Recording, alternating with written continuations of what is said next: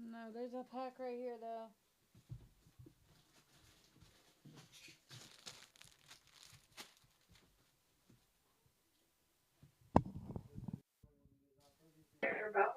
Okay, I was waiting. Hello. I was waiting till you get here. I have to pee so bad. I'm gonna turn off my camera Do your thing. and I'll be right It's back. okay. Yeah, that's for him. Yeah. Hello, hello. Welcome back. Have you thought about the topic at all? Let's see. Dap, there you are. Have you thought about the topic at all? Leanna was telling me earlier that she's been, hey, Susan, been talking to you on the side and likes the things that you got to say. Welcome, welcome. Thanks for joining tonight. Topic's going to be a good one. We're going to be talking about if you can fully recover, be recovered, or if recovery, the best that we can have, um, is the best we can get. Let's see. Manage guest. See if I do this right. I accept. Hey, you're the first one that I've been able to get on the screen. Hey, what's going on, James? How you doing, man? So yeah, Leanna's been talking about how she's been talking to you on the side and likes what you got to say. Yeah, she was calling me a Dap Hug for a while. It's the fuck, but my actual name is Dan. So, uh, Well, what's up, Dan? Nice to meet you. I'm going to follow you real quick. Thanks for yeah, joining. nice to meet you too, man. And I've been seeing you in the lives and everything, and Okay. I was talking to my buddy about this one, and it's actually a very interesting, uh, kind of like a paradox in a way, because if say addiction is a non-curable thing, and you can't cure it, so you can't technically say recover from it. So I mean, personally, I think recovery is a lifestyle that you just have to live, because as soon as you Uh-huh. stop living that in that recovery, you can still kind of fall back to addiction then. So I mean, it's like, do you ever really Okay. recover? I don't think, I personally, in my opinion, I don't think so. So it's just a lifestyle choice that you have to make consciously, to stay in recovery. Um, Yeah, yeah, yeah. and that's just kind of what it'll be, So I'm going to be all night if that makes playing sense. devil's advocate. Yeah, yeah. I'm going to be playing devil's advocate a little bit, and this is just a healthy debate. And I'm not. Whenever I say something, it's just Oh to yeah. add for clarification. I'm not challenging on any level. Okay. So if that is your lifestyle, the first thing that pops in my head is, can you just live a recovered lifestyle? Or and if you don't have an answer to that right away, then just maybe think on it, and then if you do, then rock it. Like I totally agree on both ends of the spectrum. I'm just going to say that now because I'm kind of in between, and I understand the where I've been told in the past the recklessness of always saying that the recklessness of saying that I am recovered. How scary that can be because that means that you're not paying attention to something out there that is right around the corner. But I also did a little bit of research in some of the language of recovery through like SAMHSA and Harvard and Phoenix University, who are all well-known, uh, you know, publishers of stuff on addiction. And so, what's up, Josh? Good to see you, buddy. Are you working? Probably working. So it is a lifestyle, 100%. But is it a lifestyle we have to always be in, or is it something that we are treated for, and then once we move past the symptoms, the new lifestyle then takes over? So Right. it's this is just yeah, yeah, yeah. So what are your thoughts on that? Well, it's such a variable thing. I mean, I guess It is. when you, like, I think for some people it could be like right now, I practice a lot of mindfulness. I have a lot of tools because of Yeah. recovery that now I don't cope, or I don't go to certain, I don't even think about using. So I guess in a sense I could say I'm recovered. Um, but Then maybe prone to relapse or prone to, hey, Jimmy, like you were saying that if you're in the environment or still go back around those things or whatever, uh, that it makes you more subjectable to uh, the old lifestyle again. right, and I look at it as a scientific thing. Like again, say addiction is an uncurable disease, then you don't really, technically or scientifically, you would never be cured of it. So you have to actively then put yourself in recovery and keep your mindset to be in recovery to combat that, because as soon as you don't go into recovery, your mind can wander into past, traumas and other things. Even if you dealt with them, they can Yeah. still come up. They don't, like, time doesn't heal all wounds. We just get good Yeah. at, coping with it and such. So it's like, Hmm. again, it's just my opinion. Do you ever really recover? Yeah. No, not Yeah. really, Okay. but we can live Yeah. actively in recovery for the rest of our life. Susan down in the comments is also, I think, kind of on your side too. Not that like we're really picking sides, but we're just being Yeah, yeah. reflective. It says when I say that I'm recovered, I'm not. Excuse me. Then I'm opening for relapse, or I need to get into active use again. Because if I'm not practicing things that I need in my recovery, then one I am working on. I know what you're saying. So, Susan, you are more than welcome to hit the screen and share a few thoughts too. I can't wait to Um, go. huh? You got to go, So I can't wait to Josh? go. Oh, go for it. Yeah. Go for it. Can you hear me? Yeah, Yeah, I can love hear it. you. Yeah. So, like the big book talks about where we recovered from a hopeless state of mind. You know what I mean? Because I'm not Yeah. hopeless anymore. But Okay, say it's that kind of again. like You it being a recovered from a diabetic. hopeless state of mind. Okay. Yes. Okay. Right. But it's like being a diabetic. Yeah. If I don't take my daily dose, then I'm not going to be. Because what am I recovering from? Right. Drugs ain't the problem. Right. It's just a symptom of the problem. So Right. if you look deeper into this, if you're genetically predisposed, you're one of the hopeless cases that the Big Book talks about. The reason we are hopeless is because we have a chemical problem in our brain, right? And so, Right. Right. y'all remember the Malibu's commercials that the Malibu Passages or something? It was like, I used to be a crackhead, but now I'm not. You know what I mean? Right. Like Yeah. the Yeah. traditional Yeah. AA guys hated that guy, and I didn't like it either because I'm like, bro, you're gonna relapse because you know what I'm saying. We ain't recovered from this. It's a chemical thing.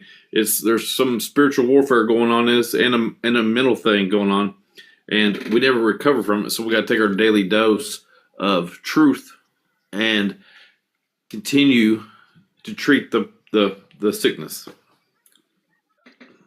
Yes. So, I totally agree with that, and I like that you're coming from a program stance too. So, my question for you guys is, so much of recovery is based on programming, and I respect it. Like you all know where I stand from. Like we all know AA and NA to a certain degree, and even for the newcomer, they have an idea. Um, but for someone who didn't use a program, um, who doesn't have a higher power necessarily, but does feel like they have moved to the other end of things because they've taken care of those behaviors and taken care of those traumas and looked at those fears. And who isn't in an active program. What are your thoughts on that? What are your thoughts that that person What do you do could differently now? Well, asking me specifically? What do I do differently now, or is that just a general question? Yes. Okay, so yeah, what do I do differently now? I do everything No, for differently. you. I What do you connect. do differently now? Yeah, so I connect with people. I don't use drugs. I have my coping skills that all the things that programs do. So like I guess it would be like a self-made program. I am transparent. I'm honest. I try to stay humble. I learn. And I've also addressed those traumas that I used to numb. I used to address, I built my emotional intelligence to the point where I don't have to fear being sad or anxious or depressed or anything like that. I embrace those feelings as opposed to feeling the guilt and shame whenever I did feel them and then wanting to numb all that stuff. Now, this is, case by case, like we've talked about that. We all became addicted in a different way, and we all have paths of recovery, which are all different. So everything is different, Josh. Everything about like how I talk to people, how I see people, my drive throughout the day, my energy throughout the day, the way that I go left instead of right, go left down this direction because I just don't want it anymore. And I think about all the good things in my life now that have come in such a short few years, and my core feeling of liberation that I'm holding on to because for so long I felt like I didn't have a voice. I felt like I didn't have a purpose out there. I didn't have any kind of hope. So there's countless things about what I do differently. And sure, I've picked up little So, bits and pieces from programs and from faith-based work, and I've applied to them to my life now. But it was really addressing those those early on things that then stemmed into behaviors, that then stemmed into drug use, which then turned into addiction. I went down to the core basis of things. And so like it's not just for me, it's for just people in general to because I've heard it out there. And Leanna wanted to talk about the topic too, because you know we it is a pretty scrutinized thing to think that you can actually be recovered as opposed to always being in recovery. So we wanted to put it out there and just hear people's thoughts. yeah. So it sounds like you do smart recovery. I haven't ever heard that. Do you know what smart recovery? Well, it's a program, and Yeah. Are you talking you about just like described smart it. goals? No Like smart specific, measurable, recovery. attainable, measured, and time bound. It's I mean, I don't go to it, but I know about it. Uh-huh. You know, vaguely. It's something Uh-huh. for me to try to talk about it, but it's basically Okay. like you can help yourself. You know what I mean? By Yeah, listening yeah. and having a group around you. You don't need a sponsor, basically. You know what I'm saying? And the big book never talks Yeah. about having a sponsor. Not one time does it mention sponsor, right? It Okay. just mentions accountability partners. They later added a sponsor to it. You know what I'm saying? Which you know, Yeah. two people in a room is always smarter than one. But Yeah. sounds like you should check out Smart Recovery. So, I mean, I appreciate Yeah. that, and on every level. And I do want to, now that we have a nice little group here. Hi, everybody. Jimmy, great to see you. Mr. AJ, Ember, Holly, got a lot of those heavy hitters. Dan, by the way, next to me here, Leanna, that's his name. Chrissy below me. Josh, all of you guys were in here now.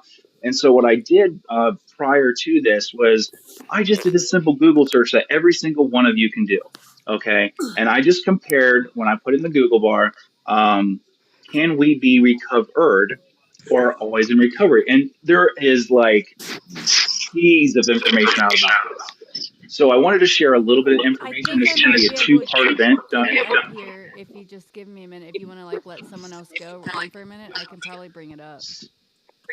So there's more to than what I just sent you. I have a few more things, and it's not too terribly long. So let's talk about what an SUD is first, a substance use disorder. And this is from SAMHSA, which is what our society bases a lot of our information on. It's just characterized by an impairment caused by recurrent use of alcohol or other drugs, or both, and that it brings about a failure to your major responsibilities at work, school, or home. And so, what makes it really hard for addiction because of what it does to the body, and overcoming an SUD is challenging due to the toll on the body and the mind, where the brain undergoes most of the significant changes. I think we can all agree on that. And this is crucial considering it's the organ that controls the body's functions. Of course, it does. Now, further information pulled from Harvard is recovery takes time and is common to relapse because we've been talking about relapse being a part of recovery while trying to overcome this SUD. Now, there was a little bit of a clarification, which I think that is important, is a true relapse usually includes taking a larger amount of the substance, and I'm quoting this back to SAMHSA again, or spending a great deal of time obtaining it. And so what people often confuse for relapse is actually just a slip or a lapse. The words themselves suggest this is a temporary setback that includes a return to use, but not for a prolonged duration. And so there's several things, we all know what causes a relapse or lapse, which is stress and pressure, lack of support, environmental, like the people, places, and things, untreated mental health, overconfidence, which we might be talking about that now with this topic, poor or ineffective coping strategies. So they do say that they compare addiction recovery to chronic disease recovery, like what you were talking about, Josh. And so like for an example, like with asthma, they actually use that example in the literature, Leanna. So someone who has asthma, they can improve their health or even hypertension by exercising, reducing their sodium, stopping smoking. And so if they don't go back to that, they consider it treating the chronic disease, just like treating addiction. And they consider that you are recovered or you are prone at that point to relapse if you go back and start doing those things. And so addiction, according to the SAMHSA, which is to also again clarify, is the Substance and Abuse and Mental Health Services Association, and you can go to SAMHSA, SAMHA .gov to find out more information. It says that addiction isn't a lifelong sentence. Living a fulfilling life after battling the SUD is still possible. And so that's just a little bit of information that they're saying that, chronic does not mean a hopeless lifelong struggle. That once an addict, it comes from programs, which I respect the shit out of programs. I do. I love it because it's another tool out there, and that but it's not scientifically backed. The DSM-5, which is Diagnostic Manual for Mental Illness, says that 1 year without an SUD criteria considers early remission, and then after 5 years, sustained remission. So all of that information, I'm throwing out there for discussion. I'm going to shut up now and let you guys get down and gritty. And I'd love to hear all the points of view. Here we go. Okay. Keep it Thank you for respectful, all that. please. So That was really good knowledge. Thank you.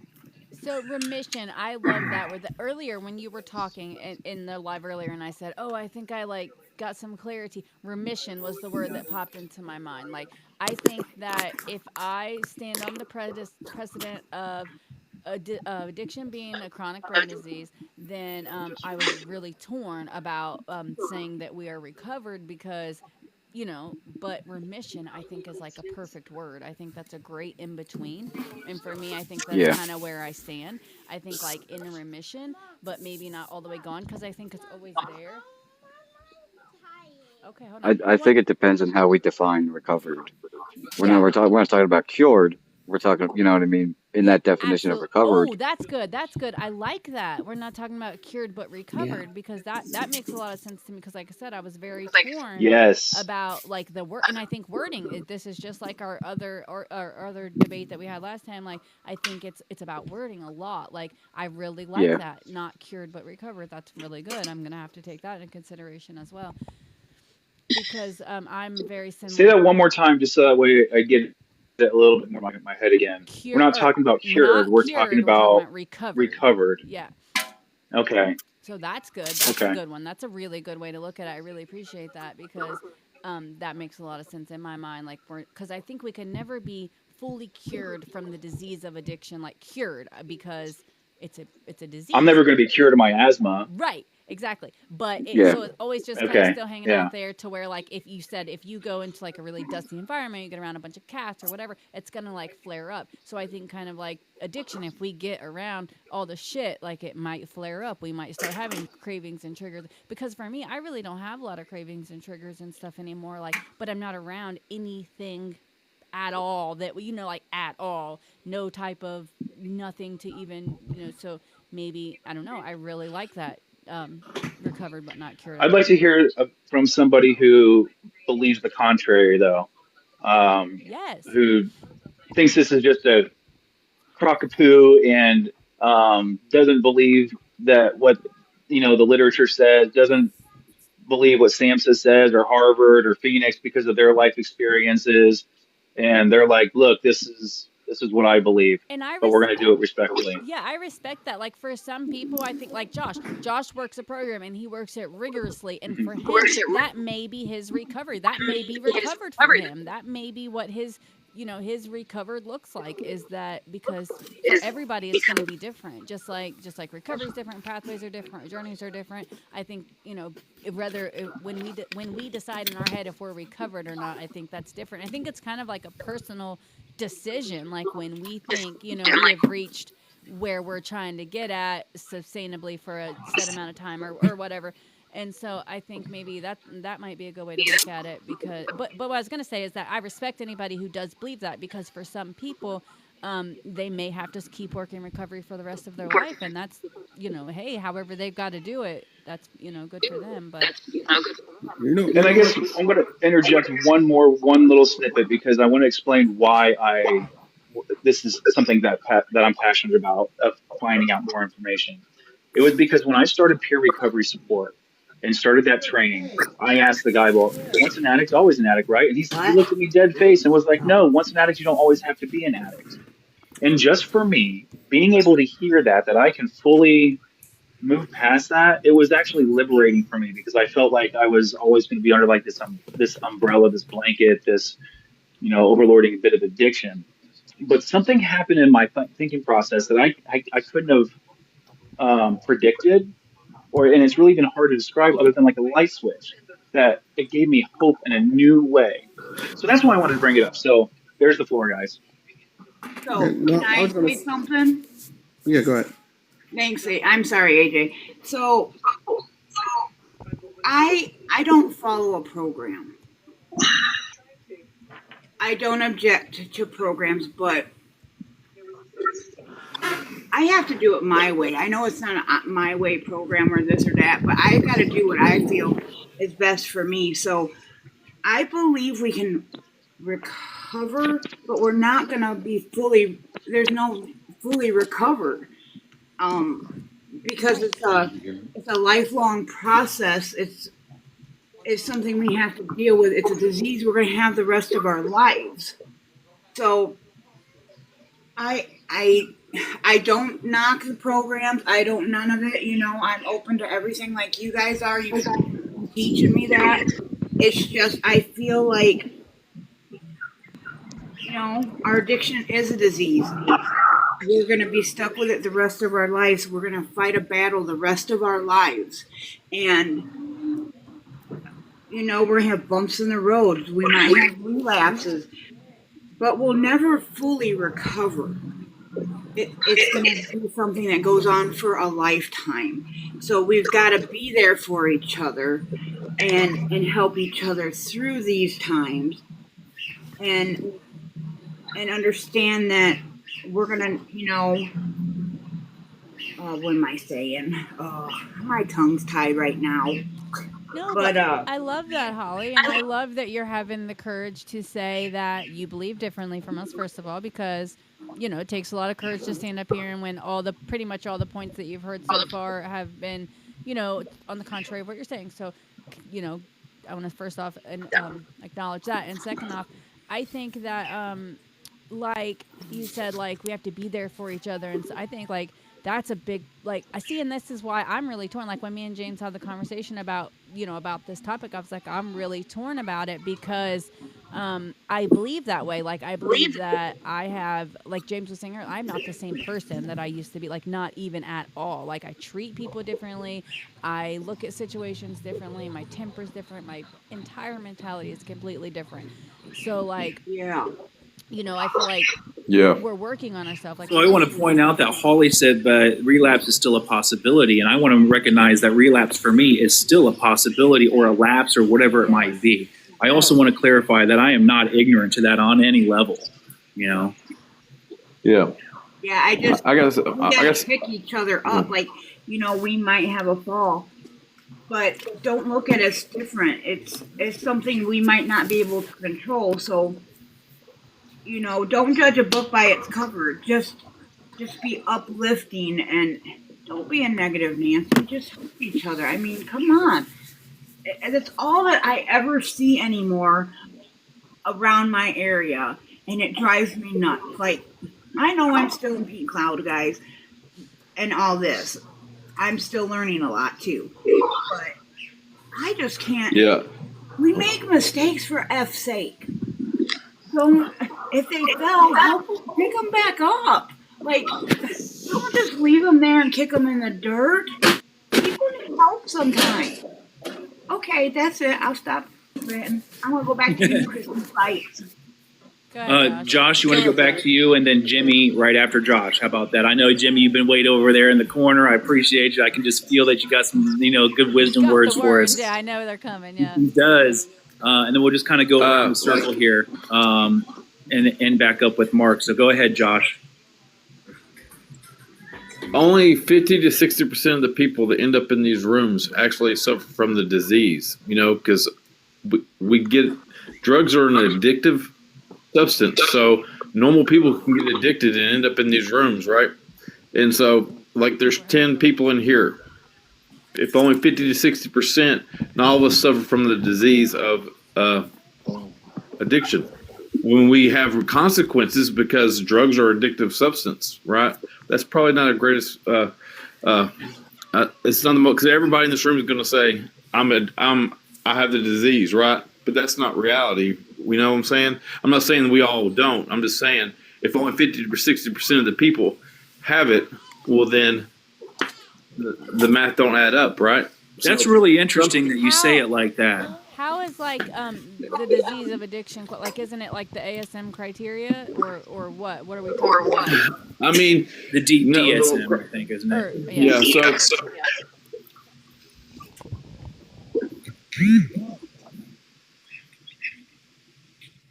is when I think about using the phenomenon of craving is when I put one in me and I have no power saying no to the second one, right? That happens because of dopamine and serotonin levels, right?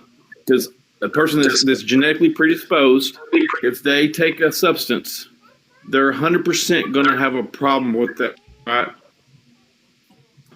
It doesn't matter what substance it is, they're going to have a problem. If you're not genetically predisposed, you still might get addicted to.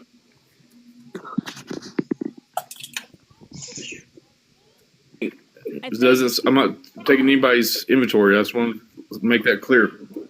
But so some people, like I know a guy I went through a program with, he doesn't work a program or anything, and he'll tell you he can go and have a beer. He just has some consequences that ended up in a rehab, and he was like, that was enough for him, and he quit. He's like, I'm good, right? He didn't need no help quitting. He just quit. He changed a couple of his lifestyles and started going to church more, and was like, yeah, I prefer not to have those consequences. So Isn't really and smart recovery. I'm gonna read this for you, James, because you just remind me of it. Because I was just talking to somebody about it the other day. Smart recovery stands for self-management and recovery training. It's a non-12-step program that focuses on teaching practical skills to manage urges, emotions, and behaviors. That's you, bro. You know what I mean? Like, you would be great at these meetings. Cognitive behavioral therapy, rational, emotive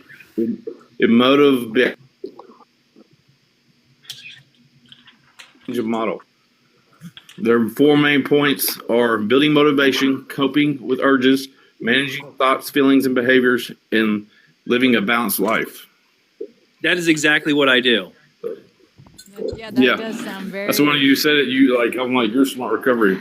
That's interesting. And whatever works for you. Thank you. I appreciate that. I'm going to take a look at that. Yeah. Yeah. They have meetings. You can find them online. Thank you. I appreciate that, Josh. Do you have anything else you want to throw in real quick before we move over to Jimmy? That's it. I have one Go. Appreciate you, my guy. So you cut out a little Oh, hang on. bit. You cut out. I just want to jump in real quick. You cut out a little bit. I just want to be clear. So when you're talking about someone actually having the disease of addiction, you're talking about like the genetic factors opposed to like just meeting the DSM Yes. criteria. Okay, all right. I just wanted to be sure what we're talking about. Okay. That makes a lot of sense to me, and that's interesting because I didn't know that. When there are genetic predispositions that people can have. So, like example would be, Native Americans have a predisposition to alcohol. So sometimes if they are, if they use, it could be, more addicted than just genetically down the course of generations. That can happen.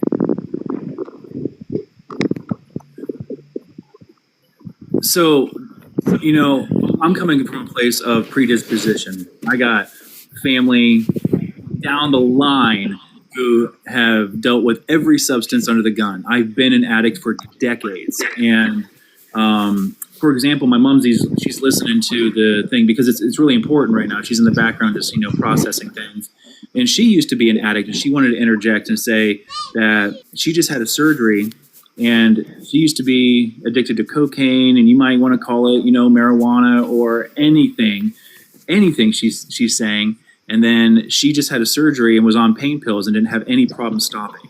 This is many years later, decades later, but she's also changed her life. Jimmy, what's up, my guy? My name's Jimmy, grateful recovering alcoholic and addict. Hi, Jimmy. Thank you, Jimmy. Appreciate you Hi, being Jimmy. here. Hi, Jimmy. James, I'd like to back up just a little bit earlier. Whenever I first came in, you were saying, I don't have a program, but I have adopted this part of this, Yeah. and I have adopted this part of this, and you've got a program. Right. That's what I was saying. A self-built program, I guess. Is it a recognized program? I don't know, but it's what works for you. And that is all that matters. You have what works for you. Whether somebody else wants to recognize that as a program or a plan of action or whatever, it's what works for you. And if that is what works for you, then I am forever grateful that you have Jimmy, found I that. wish I could show you my goosebumps on my arm, dude. When I was expecting to hear you say something as far as see, I already had not a predisposition, but I assumed something that you would say would be I don't know. I don't even really know you, but maybe something towards the program of AANA, because that's what you come from the roots of. But for you to say that to me, knowing where you come from, I appreciate you, my guy. Thank you so much. Here's the thing. If I am focused on how James recovers, or how Mr. AJ recovers, or how Ember Lim recovers, then I am abandoning my recovery. Yeah. And if I'm abandoning mine, then what the hell good am I to anybody? Because I'm certainly not any good to me in mine. Okay.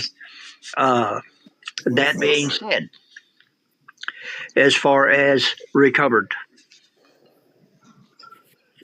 I will never be recovered. What do you feel about recovered and cured? Do you think that's just a play on words, or do you think that it should have a little bit of attention put to it? Because I guess what we're trying to say is we can be recovered to a degree, like a new lifestyle, new behaviors, but we're not cured from addiction. But we can be recovered from what we used to do, but there is serious concern about going back to that if we're not careful. What's your thoughts on the recovered and cured? Okay, that is very easy for me to sum up. Okay. I will die with my addictions. Period. I will die as an addict. Yeah. Today, I do not have to die because of my addictions. Addiction. Yeah. Okay, and that's the difference. But our mind does not differentiate the small things. Okay. My mind doesn't know if I say, "Oh, I'm a fat fuck." My mind doesn't know that I'm picking. All it knows is that I am talking down about myself, Right. and I am tearing myself down. Okay. Now,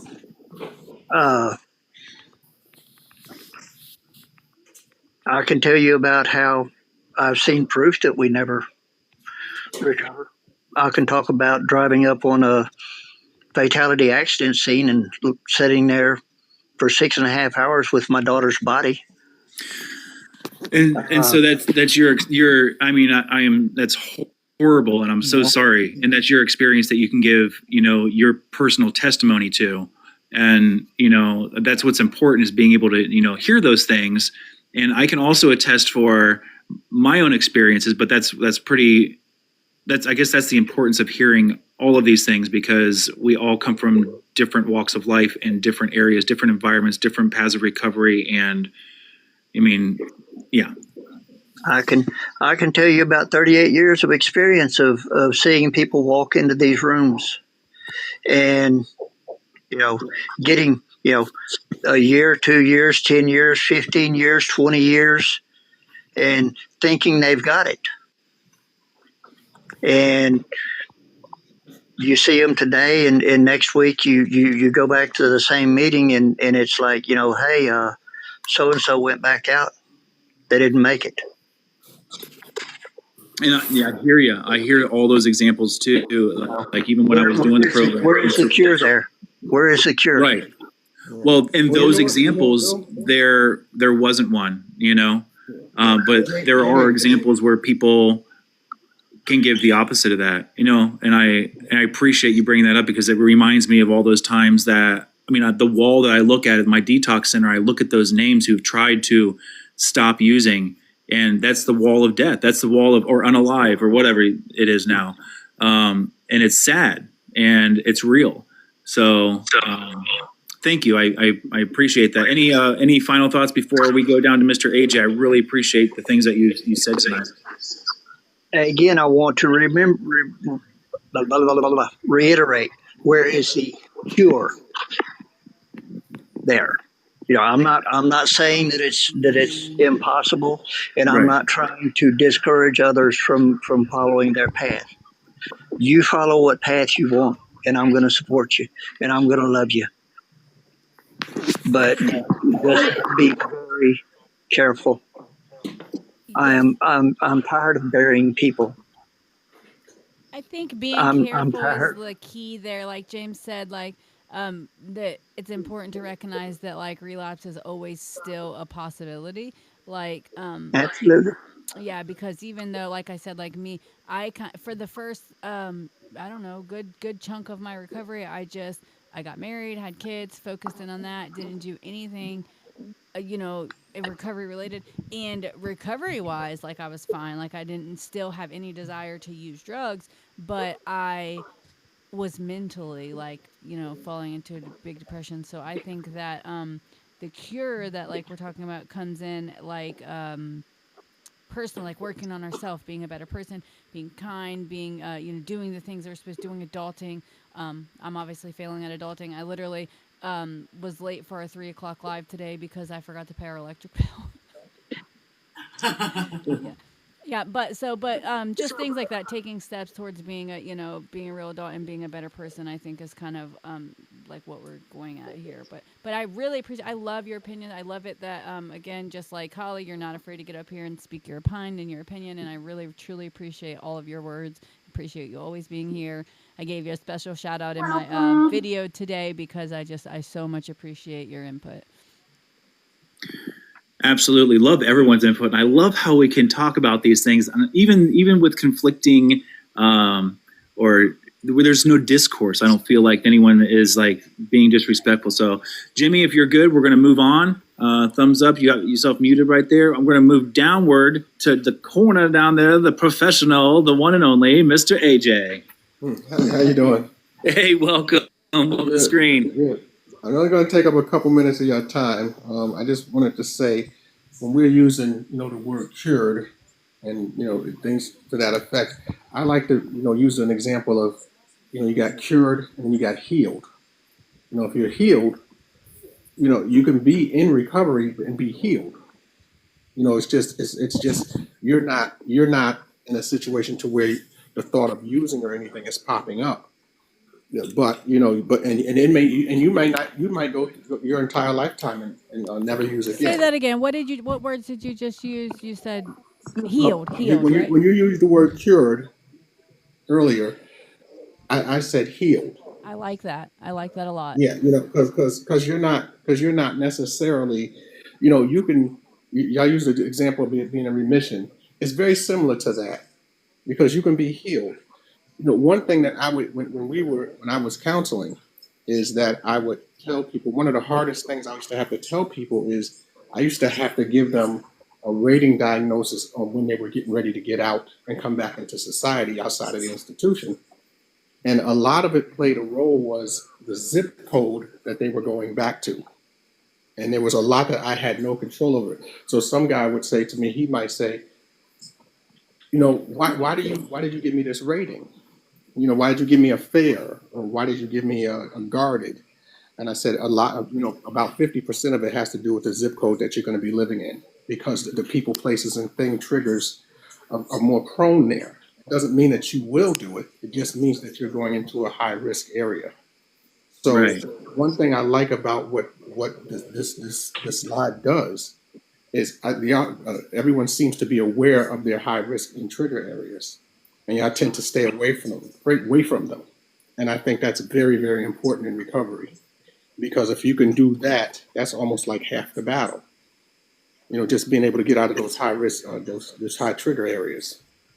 And, you know, having a different, one guy I counseled, he said, you know, one of the hardest things I deal with, he said, when I was using, I was so popular and I had so many people who would say things to me and I would get so much love from everybody. And then when I started using, I started becoming a peer counselor and helping people, probably nobody speaks to me anymore. And he said it was a hard adjustment for him because he was so used to getting that attention.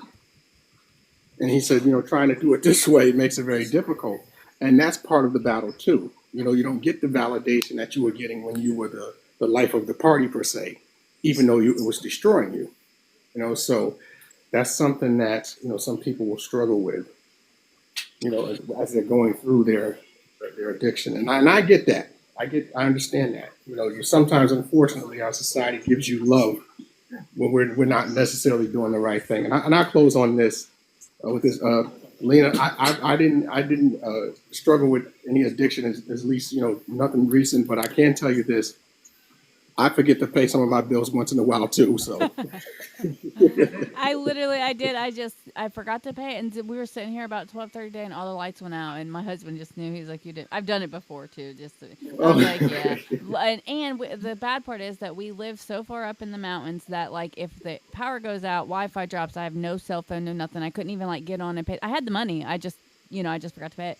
And so I had to like go stand outside in the cold and steal the neighbor's Wi-Fi to get on and pay the bill. Luckily now everything's all digital. You just got right on, paid the bill. I pushed a button. By the time I walked back over from the neighbor's house, Jerry was thumbs up at me from the window. So it was really short, Great, but good. I mean, it actually did take about an hour. I had to transfer money. And of course, like the silliest things happen. Like when something like that happens, I had money in like 3 different places that I had to like, I don't know, but still, we got to figure it out. But yeah, I appreciate that. Thank you. I'm still learning. yeah, well, I understand. Thank you so I much, gotta get ready to go. I gotta get ready to go, guys. But I listen in the background. Just keep up the good work. And like I said, I'm your biggest cheerleader. So I'm gonna. Thank you. Okay, Thank so you. I'm gonna make sure that I'll stay in your corners. If y'all need help, you need to reach out to me. Y'all can always send me a message or something, and I can, and whatever, all the information of 16 years of being a substance abuse counselor, I can share it with you if you want. Absolutely. Thank you so much, Mr. AJ. Appreciate your words of wisdom. Have a great rest of your night. And thank you, thank you, thank you. And now moving on to the star, Miss Ember. Right there you are. Yep. How you doing tonight? I'm all right, friends. I'm happy I was able to get in here. Shout out to Holly. She's a real one. She came into the live. That's right. Let me tell you. And like, do that, friends. You got to do that to me sometimes. You gotta lasso me in and just sit my ass down. It feels so good to be here. I've loved everything I've heard so far. I love, there's,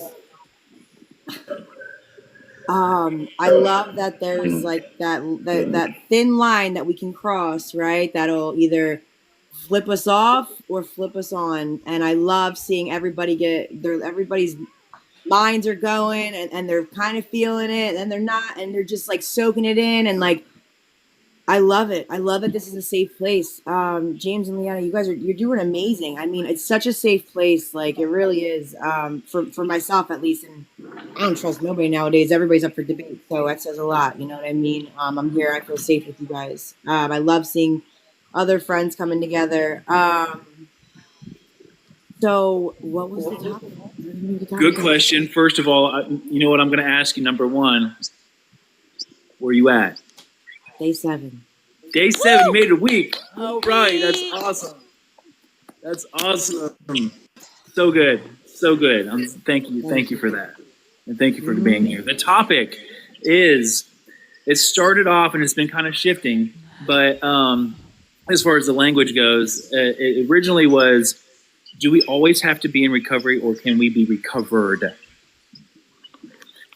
Being recovered has undergone extreme scrutiny, and we already know all about that as far as like you're not being aware of it, the challenges or the issues out there that can bring you back to active use, and maybe you got too big of an ego that you got it all figured out, and we've heard that kind of stuff. But I did give a little bit of language that I pulled from Harvard, Phoenix, Arizona University, and SAMHSA.gov, which all of that is Googleable. Googleable, is that a word?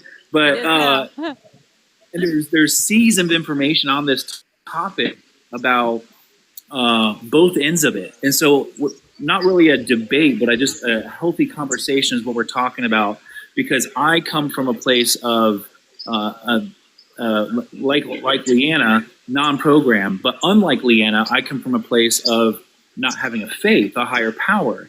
And I understand also coming from programs, and being in the rooms and being in church. I mean, my daddy was a reverend. I'm the son of a preacher man. So like, really, yes, I did not yes. know that.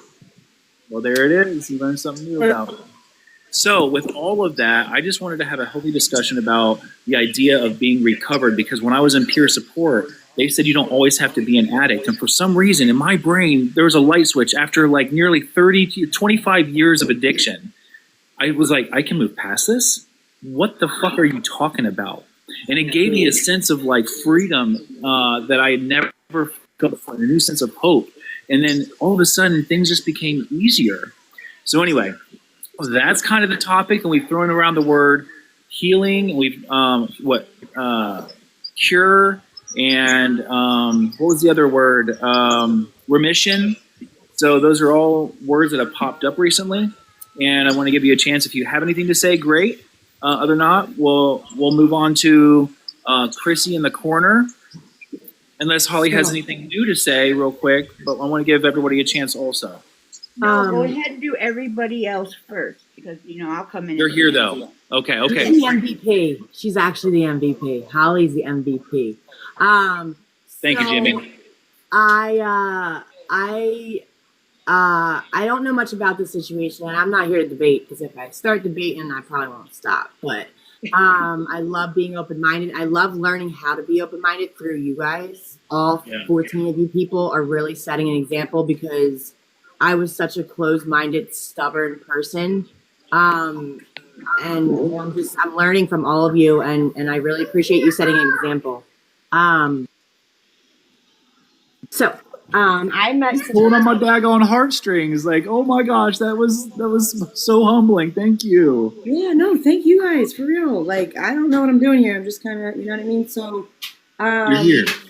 yeah, I'm here, and I'm learning, and I really am watching everybody, and I just want to thank all of you. So, even like the 15 that are out in the hallway, we appreciate you too. I just wanted to say that I met somebody when I first came into this recovery TikTok situation.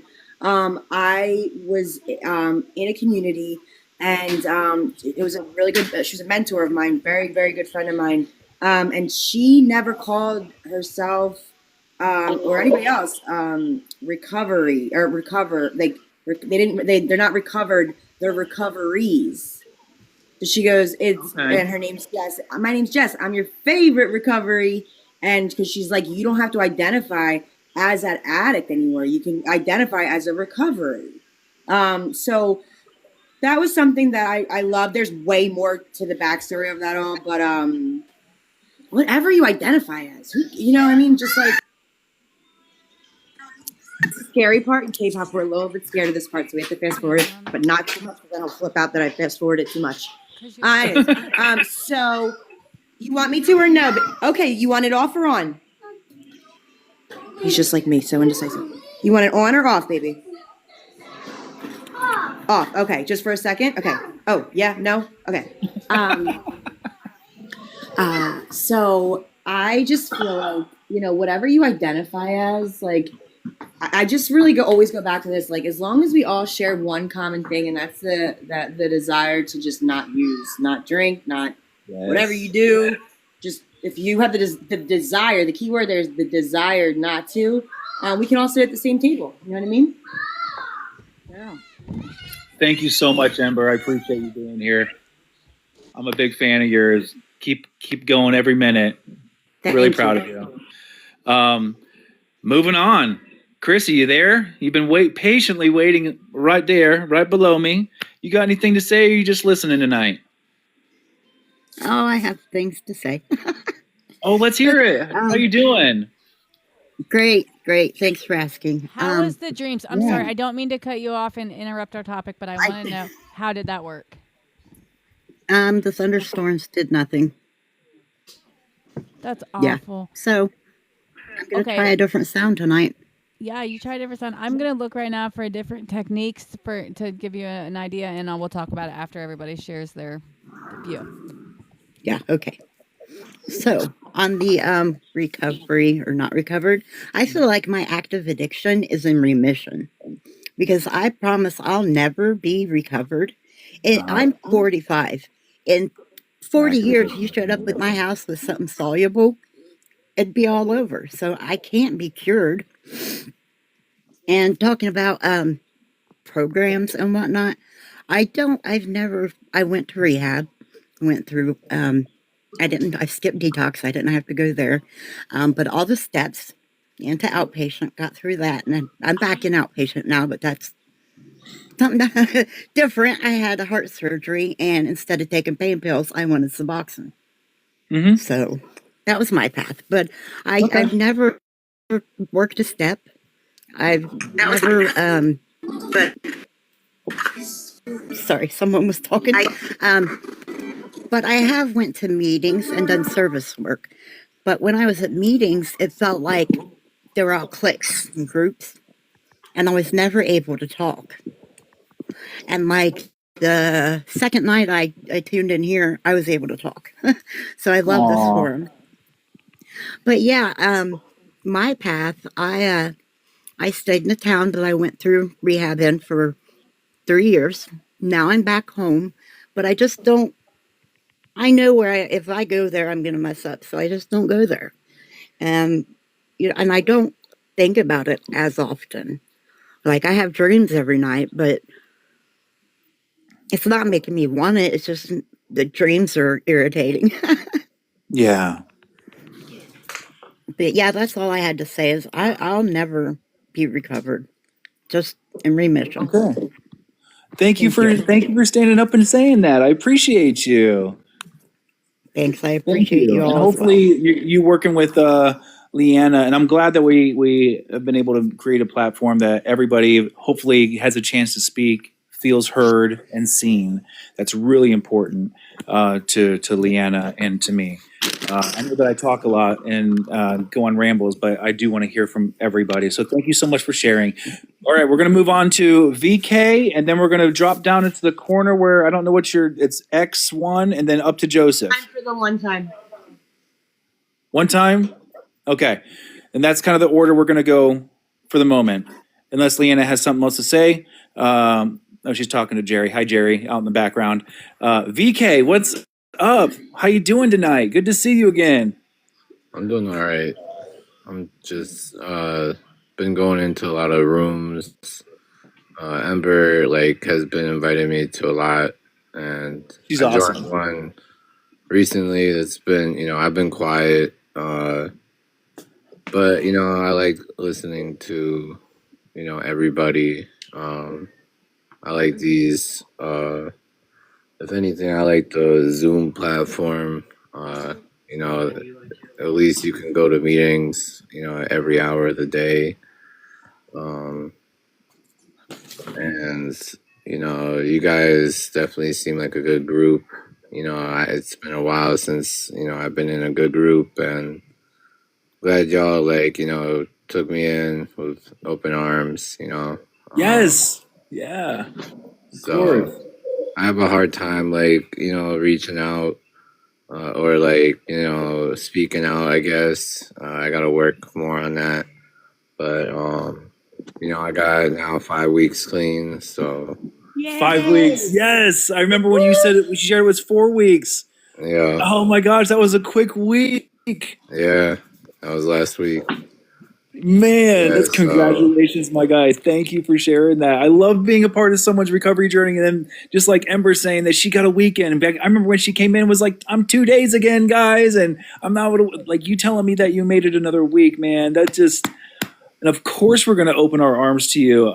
Anybody who wants to come to this platform wants to give respect to recovery, not to us, but to recovery. Let's do it. Like, period. Because every one of these stories amps me up. Like, I'm just so energized right now. I'm going to have a hard time going to sleep. I come out of these and hearing all these things. I'm just like, man, like, this is so good, you know?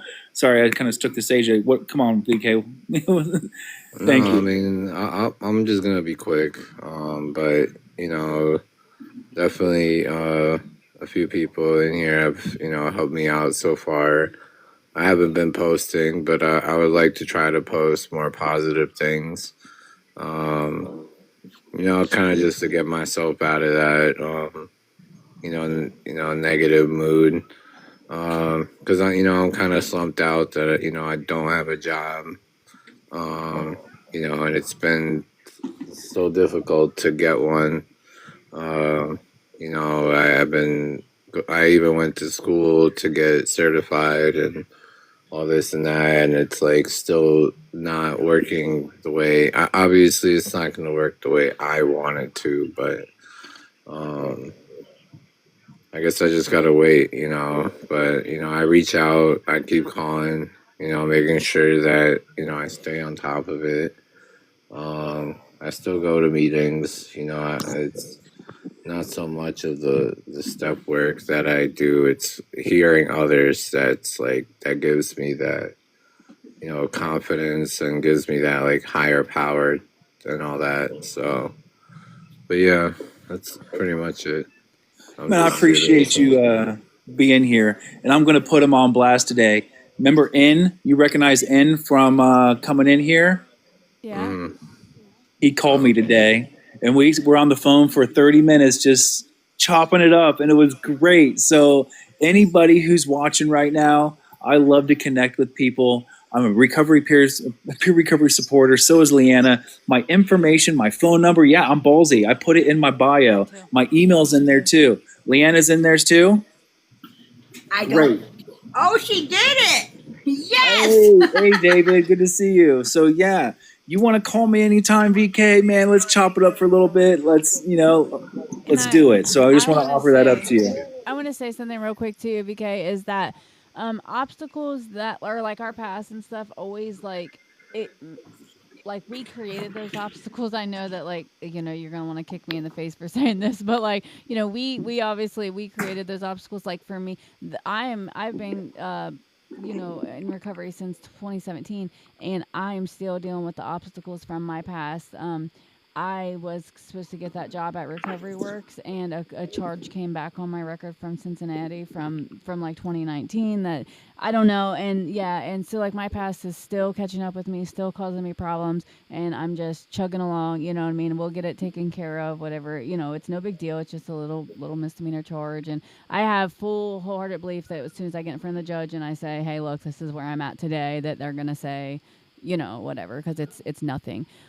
It's just a little, but my point is that, you know, just you have to stay positive and you have to trudge through it and push on, and eventually, you know, if you just keep a positive attitude and keep doing the right thing, things usually work out. Like that's what I have to keep telling myself. It's hard. I cried. I broke down. I had a whole breakdown about it, but you know, God has a plan. I wholeheartedly believe that. So I just have to. I'm about to cry now. I just have to listen to Him and follow His, you know.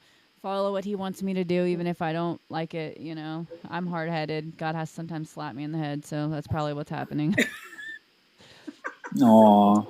Thank you. Thank you. You know, it'll be okay. It will. It will. Just I'll gotta, figure it out. yeah. They're like, But you Girl, know you what? know You're you're figuring not it out worried about and you're not you. going back. yeah. Like I'm, I could have easily used that as an excuse. Oh, my past is so catching up with me. I might as well just go back out. Yeah. And like, F it. If I'm gonna 8 years later, it's still gonna be causing me problems. Then why? Like, fuck it, But no, man, come on. It's just a little bump in the road. Like I said, I know how the court system works. If I get in front of a judge worth any grain of salt and I say I've been in recovery for 8 fucking years and I don't even live in Ohio anymore, can we just do something, non-reporting probation, whatever, get me out, you know what I mean? Like, can we just resolve this? And I wholeheartedly believe that they will. If, anybody that's in, Well, so, you're taking accountability, and yeah.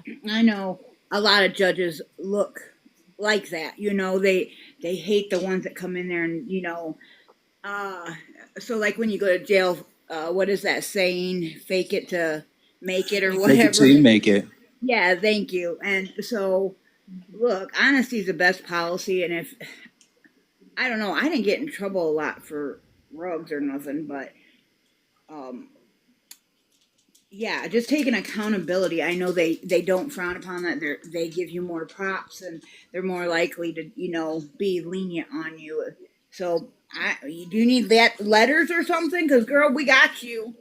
Yeah, I probably will. As some like whenever I get it figured out, whenever I get to be in front of a judge or the DA or whoever I get to be in contact with, yeah, that would probably be very helpful. And like I said, it was like a little nothing charge. I had gotten a possession and a child endangerment because I got pulled over and I had some rugs and I had my kid with me, Braylon, and the possession charge got thrown out, and I guess I just assumed that I'd never heard nothing about the other charge. I've been released from prison. I've had 4 background checks ran since. I guess they just didn't go deep enough, but it can't. This showed up, or I don't know. Maybe the warrant wasn't. I have no idea why. Why it never showed up, because I've had probably more than 4 background checks ran since I've been down here, and it never came up. Don't they drop things after so long? I mean, like they drop off our record. Don't they do that in courts? I don't know. You know what I'm saying? I don't know. I guess not, But hey, because it's been, Oh, James went it's somewhere. gonna work out regardless. You blanked out. What'd you say? It's gonna work out regardless. Oh, I got sure. faith. For sure. Whatever Yeah. God's plan is, He has a plan for. I wholeheartedly believe that. Like, God wants me to be, on the path I'm on right now. And so if He is knocking me, in a different direction, then, then I have to listen to Him. And I believe that this is maybe just a setback, a little minor, like, because Recovery Works is willing to give me a little time to get it figured out. My supervisor for my CEDC, person, she's willing to, everybody's being super understanding, super cool about it, non-judgmental. So, it'll work out. Whatever is supposed to happen will happen. I just wanted to share that it doesn't, don't let it get you down, because I'm, still yet now, my past is still kicking me in the teeth. And God doesn't give us no obstacles that we can't come over, man. yep, God doesn't give us any obstacles. Oh, that's Jerry chiming in. God doesn't give us any obstacles we can't come out of. That's what's up, my guy. I appreciate your support. You're always just like, you're always that cornerstone in the background to let everything be built on. I mean, it's quite amazing. Yeah. Thank you. So Appreciate We love you, man. Love ya. So we got 2 more to make full circle here. I'm going to briefly talk, kind of reset and say what the topic is tonight. If you have any comments on that or whatever's on your heart. So one time for the one time, did you hear what the topic was? The idea of being recovered or always in recovery. That's kind of the topic. We've heard of things like maybe our addiction is in remission. I am always going to be in recovery, or I am fully cured. That can just around that space right there. One time for the one time. What are your thoughts, or do you have something else on your heart, or do you just want to pass and listen? Hey everybody, my name's Tommy. Addict alcohol. Hey Tommy. That's $2 in the basket for that. No, but alcohol and drugs are definitely a part of my life. But Tommy's definitely my problem. Me, you know what I mean? My thinking and all that good stuff. But through trial and error and a lot of research, and I found out that I'm not cured. If anything, it's under arrest. And not me this time, so that's good. But having it under arrest and then trying to maintain that under arrestness, like keeping the cuffs on it, would be me going to my meetings and stuff like that, my service work, things of that sort. But as for being cured, like I've fooled with that idea a couple times personally in my own recovery, and I've slipped, man, because I truly believe, like Jim said, I'm an alcoholic and an addict. I believe that I crossed over a line drawn in the sand, and when I went to go jump back over the damn thing, it washed away with water. You know what I mean? So there's no going back for me. As for that, I try to, it's what I'm about what I'm doing that day to try to keep it under arrest, I guess you could say. So that would be, my service work, my 12 steps. I do work a 12-step program. The 12 steps in my life are the meat and potatoes, but the service work is the spice that makes that shit taste so good. So with that, it's a daily reprieve for me. I have to work on it daily. If I rest on my laurels, boom, I'm back at it. I pass the achievements, you know what I mean? Things like that. We used to run this meeting, or we set this meeting up, and we designed this meeting, like going off of that old stuff, you know what I mean? Definitely sends me back out the door too, and just losing focus, honestly. But yeah, I mean, I hear a lot of people, throw around the idea of being cured, and I don't know, when I did my step one, I felt like when I admitted that to myself, that I was powerless, that was it. You know what I mean? Like, there's just no controlled drinking for me. You know what I mean? It doesn't work out well. Mm-hmm. And I do come from like a really boot camp AA sort of thing, where like they will give you the $20 to go and try that out and make sure that you make it back. You know what I'm saying? So they're really rough around the edges. But they're an older crowd and they know a lot. So like, I just shut up. No, I like everything that you're saying, and I like that I can hear that you have been practicing the principles and the steps in the program, and you have it on like the back of your hand. Like the words flow. I can hear that you've learned, and it's good to hear that. And I can appreciate all the I statements too, because I don't do a program and I don't have a higher power. And like Josh was saying, that I might want to look into like the smart recovery, something different. But I've reached 5 years and 5 months clean, and I don't feel like, I am triggered or thank you, all of you. You guys keep me clean. I feel that we're all kind of in the same place, just different paths. And I just wanted to be able to hear, because there is a little bit of stigma against saying that someone is recovered. And earlier, I had given a little bit of information about the language of recovered and recovery, according to some of the top tier, places. But it's always, I can always pull something from a program. I can always pull something from the Bible or someone of faith, or something saucy that someone says that actually hits kind of deep, that I'm going to take with me in my own built program. So like what Jimmy was saying earlier. And so I don't know, I think I recognize you being part of this group before, but this is a platform for all paths and all walks. So thank you for those comments. And I'm so happy that you have that program to be able to, and those people, those old timers, the roughneck ones, to be able to fall back on and love you and support you through your journey. So thank you. And Dan, when the end game is recovery, don't think about what matters, how you get there. It's just about supporting 100%. Very good. Anything else before we move on to Joseph, who's also been patiently waiting here? Anything else before we move on one time? No, I'm good, thank you, and I appreciate all you guys and your service work. Thank you so much. Joseph. Hello, all. Hello, how you feeling tonight? Oh, look, today was a long day, 9.5 hours. I drive for a living. I'm an over-the-road truck driver, and like I was saying the other night, one good thing about having my CDL is I have to stay clean. But I had been clean over 20 years before I even got my CDL. And speaking on how the past comes back to bite you, there were a couple of jobs that didn't accept me because I failed the drug test 20-some-odd years ago. Oh, wow. Oh, yeah. There are some companies out here like that. So, but thank God I'm with a good company. They pay me pretty well, and all that like that. But I will never, ever be recovered until the day I'm dead. Dying clean and sober is the only way we recover. Or let me rephrase that. Dying clean and sober is the only way we have fully recovered. Our job right now is recovery. So I always say I'm recovering because it's a constant practice, a constant battle, a constant thought process, a constant struggle. Even at 27 years, it's still constant. I have to remind myself, I can't tell you how many times a week when it's really bad, where I have to take it 1 second at a time instead of 1 day at a time or 1 minute at a time. It's always a constant process. And I learned that the hard way.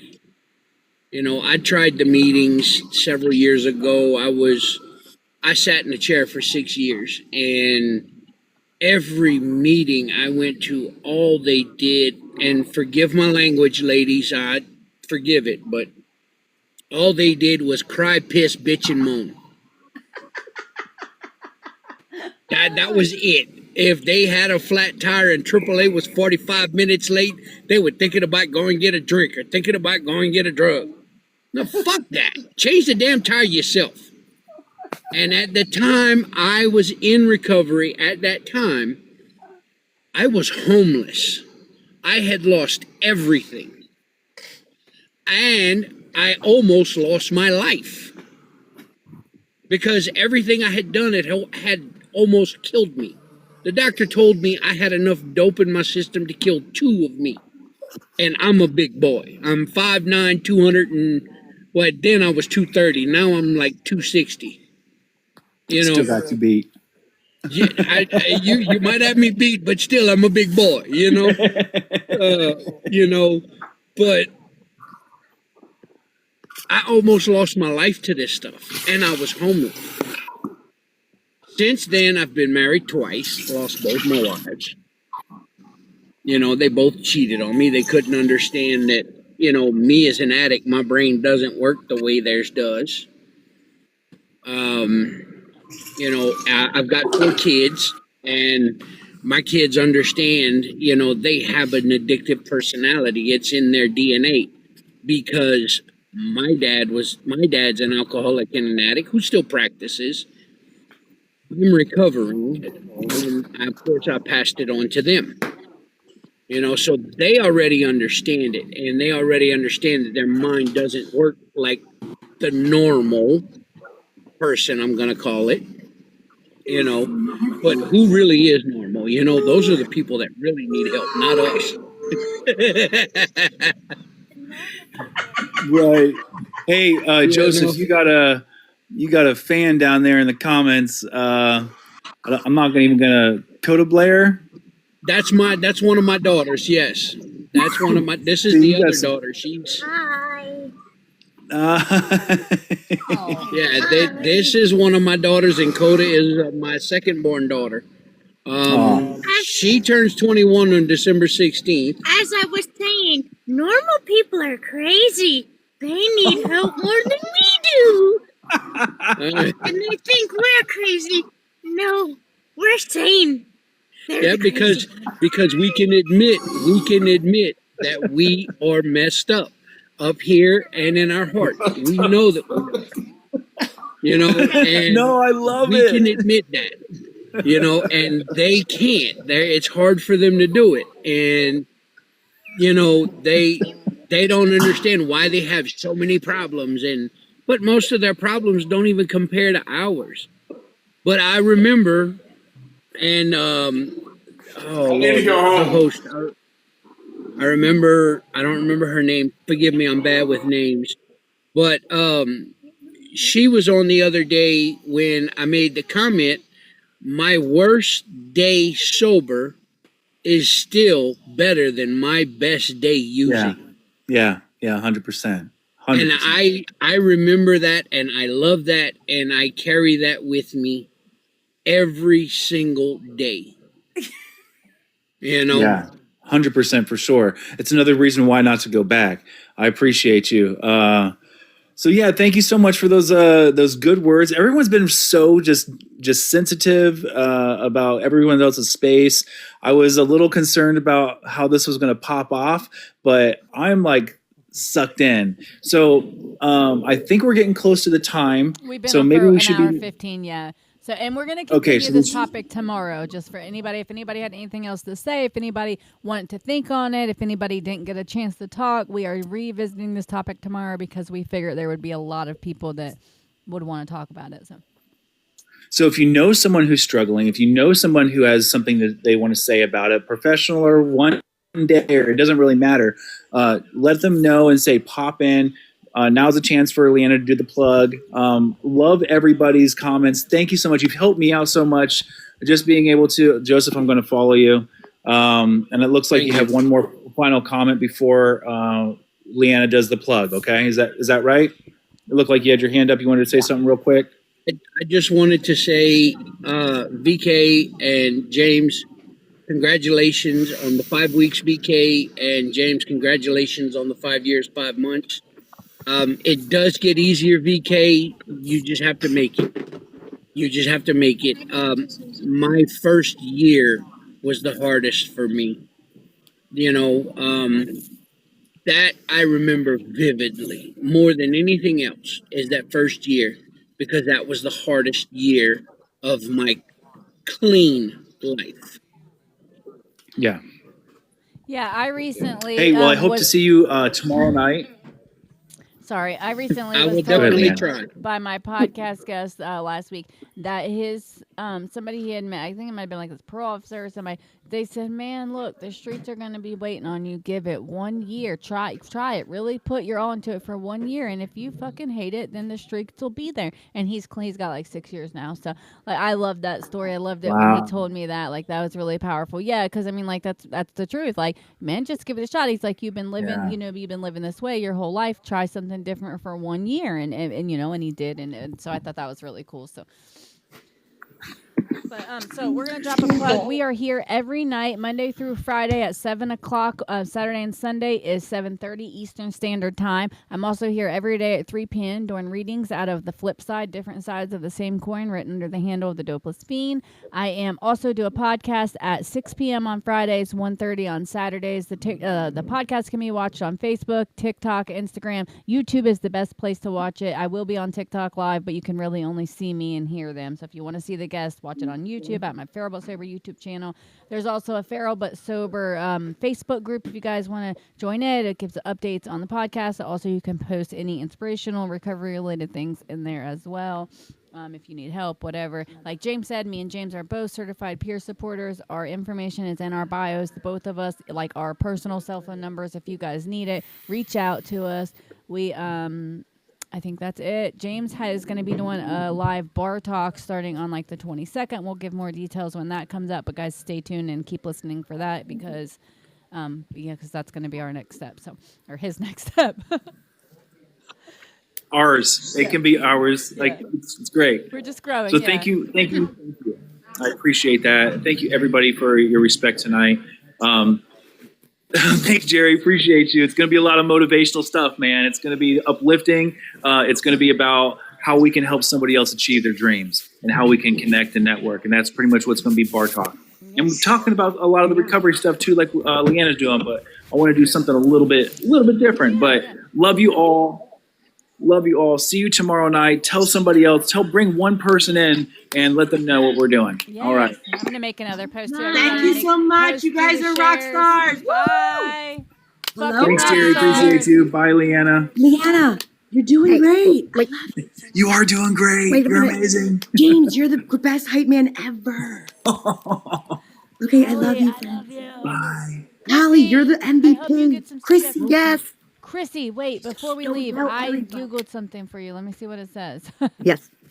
I Googled Okay. it, and then my computer started acting all crazy. Or, like, I didn't Google it. I have a AI assistant. But anybody who wants to leave, guys, you guys can go ahead and chop out if you want. I'm just gonna read to her whatever came up on my AI assistant. Maybe it'll be helpful. Okay, I'll see you tomorrow, babe. Bye, babe. Bye, Holly. Good night. Bye, honey.